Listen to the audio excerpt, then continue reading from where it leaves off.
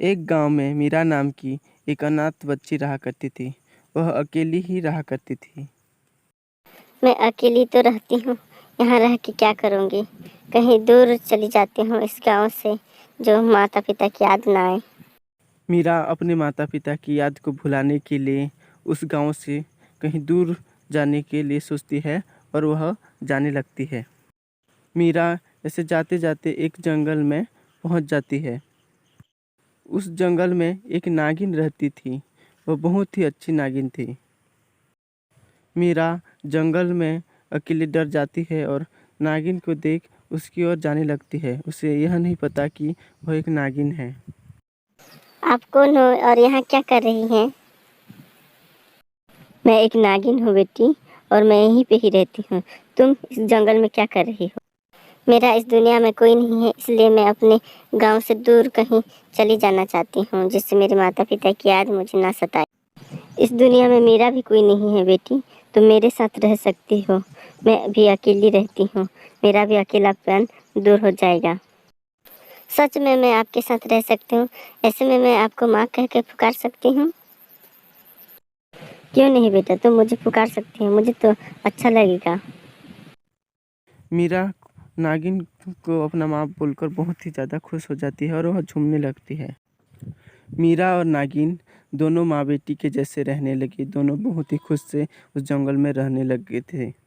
नागिन को एक दिन मीरा को दूर छोड़ कहीं अवश्य काम के लिए दूर जाना होता है, तो उसे छोड़कर चली जाती है। नागिन माँ तो दूर चली गई, मैं भी अकेली क्या करूँगी, यहीं पे ही खेलती रहती हूँ। मीरा वहीं पे खेलते खेलते कहीं दूर चली जाने लगती है। मीरा खेलते खेलते पास के गांव में पहुंच जाती है, जहां सुनसान जगह था। अरे मैं तो इतनी बड़ी गांव में आई हूँ, लेकिन यहाँ कोई दिखाई नहीं दे रहा है। इतने सारे घर हैं, फिर भी कोई दिखाई नहीं दे रहा है। मुझे जाना होगा। उस गांव में भूतिया कंकाल और चुड़ैल रहा करती थी। दोनों बहुत ही अच्छे दोस्त थे। दोनों मिलकर गांव के सभी लोग को खा चुके थे। बहन, इस गांव के तो सारे लोग को हम खा चुके हैं। अब हमें यहाँ कोई शिकार नहीं मिलेगा, हमें दूसरे गांव जाना होगा। तुम ठीक कह रहे हो कंकाल भाई, इस गांव में तो हमने सारे लोगों को खा चुके हैं, अब यहाँ कोई बचा भी नहीं। तो देर किस बात की चुड़ैल बहन, चलो दूसरे गांव। तभी चुड़ैल और भूतिया कंकाल उस गांव से दूसरे गांव के लिए निकल जाते हैं। जिस रास्ते से चुड़ैल और भूतिया कंकाल जा रहे होते हैं, उसी रास्ते से मीरा भी उसी रास्ते से आ रही होती है। दोनों भूतिया कंकाल और चुड़ैल देख के बहुत ही ज़्यादा खुश हो जाते हैं। देखा चुड़ैल बहन, भगवान भी कितने दयावान है, हमारे पेट को खाली नहीं रखते। हाँ भूतिया कंकाल भाई, भगवान भी हमें खाली पेट नहीं रखना चाहते, आप सच कह रहे हैं। आप दोनों कौन हैं और ये क्या कह रहे हैं कि भगवान हमें खाली पेट नहीं रख रहे हैं? देख के पता नहीं चल रहा है कि हम कौन हैं, और आज हम तुम्हें मार के खाएंगे, मजा आएगा हमें।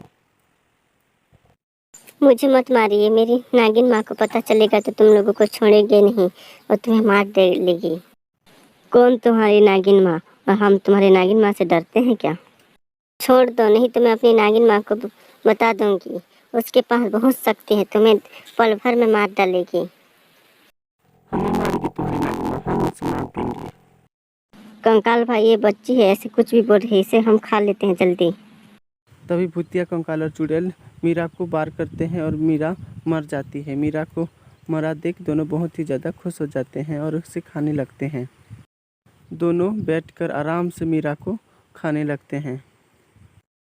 कंकाल भाई मजा आ गया, क्या मांस था। चुड़ैल बहन, बच्ची का मांस तो मजा ही आ गया। अब इसे तो खा लिए कंकाल भाई, अब हम दूसरे गांव के लिए निकलते हैं। तभी भूतिया कंकाल और चुड़ैल मीरा को मारकर दूसरे गांव के लिए निकल जाते हैं। क्या आपको लगता है नागिन मीरा की जान लेने वालों को छोड़ेगी या नहीं? क्या उनका बदला लेगी या नहीं? इसके लिए आपको नेक्स्ट पार्ट का इंतज़ार करना पड़ेगा। हम आपके लिए नेक्स्ट पार्ट बहुत ही जल्द ला रहे हैं। तो थैंक्स फॉर वॉचिंग।